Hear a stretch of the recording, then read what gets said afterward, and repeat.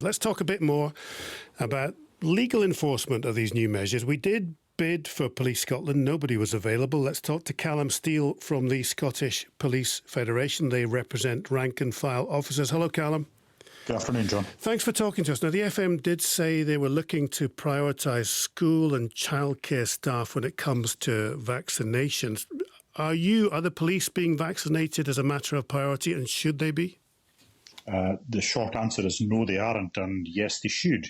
But, I mean, very obviously, we don't want to get into an unedifying bidding war as to which group of workers or which category of citizens should be vaccinated first. No one in the police service, I think, would ever advocate that police officers should be vaccinated ahead of healthcare workers or those that work in the social care setting.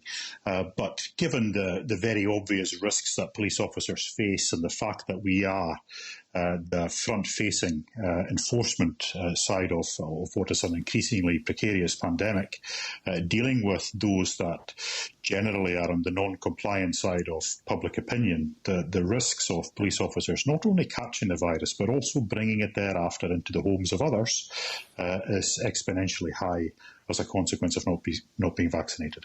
What's your take on what you heard today? There's a lot more that's now in law in terms of working from home, staying at home, not leaving your home unless it's for certain purposes. And many people in the public have had a wee sniff of freedom. What do you think the issues will be? Well, I think that very obviously we need to wait to see what the law looks like, but it sounds to all intents and purposes as though it's going to mirror as near as being indistinguishable from what happened in March to exactly what we had 10 months ago. And I think as a police service, it's fair to say that dealing with increasing levels of restrictions or increasingly complex law was not something that we particularly feared. But given the fact that we're now moving into more restrictions and arguably the greatest set of restrictions we've had since the thing began in the first place, that creates a whole different set of dynamics and challenges for the police service, most notably amongst them the fact that the public have had a very strong sense at various different points in time and in various different parts of the country what a return to normality feels like, and trying to put that cork back in the bottle hopefully should not be too onerous, but inevitably we will find that there will be a greater temptation on the part of too many folk to test the limits of the law, I suspect. Do you think major sporting events should be taking place? Well, like so many of these things, John, they have to be informed by the views of scientists, particularly those that are at the heart of the response to this coronavirus epidemic. And whilst I'm sure my opinion in its own right would be a good discussion point over the dinner table, I don't think it would be particularly helpful to get into that without having the data and the science behind me.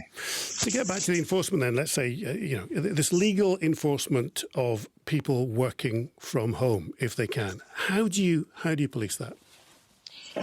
Well, I think like many of these things, you don't necessarily have to look at the policing of the specific element of it. It's more the point of whether there are people on the roads and out of their homes without a reasonable excuse. That side of it is much easier to police. What people do in their own homes, of course, is a different thing altogether, and is largely a matter between the employer and the employee. Very obviously the police service is not going to be checking up whether Bob the Builders Merchants is making sure that the staff in the Builders Merchants are doing what they can from home. But what we can do is we can check whether the individuals that are out on the roads that are travelling backwards and forwards have reason to be out of their home. So from that side, it's much easier to deal with the enforcement at a time of greater restrictions than would ordinarily be the case. Is this then, like Ireland, the arrival of the roadblock? No, I don't believe so. From the very beginning of the police becoming involved in the public health response to the pandemic, the Chief Constable has made clear that we're not going to be involved in roadblocks and routine checking of people's journeys. But so I really want, so Calum, to be frank, and just to let the audience know, you can't police this unless you can block everybody and check everybody. You can't really police this. Well, I don't know if it was yourself and myself, John, that were having the conversation probably way back 10 months ago, but, a police service of 17,500 cannot enforce its will on a population of 5.4 million people. But what we can do is we can make sure that there is enough proactive police activity to discourage those that might be tempted to push the limits of the law and to try to effectively play fast and loose with what the law says. So, as with every single piece of legislation, it's only as enforceable as the public want it to be. And I suspect that, like the vast majority of the police service, that the general public wants this coronavirus pandemic done and dusted as quickly as possible. And we all have our part to play in that, not just the police service. OK, Calum Steele, thank you from the Scottish Police Federation. Drive Time with John Beattie.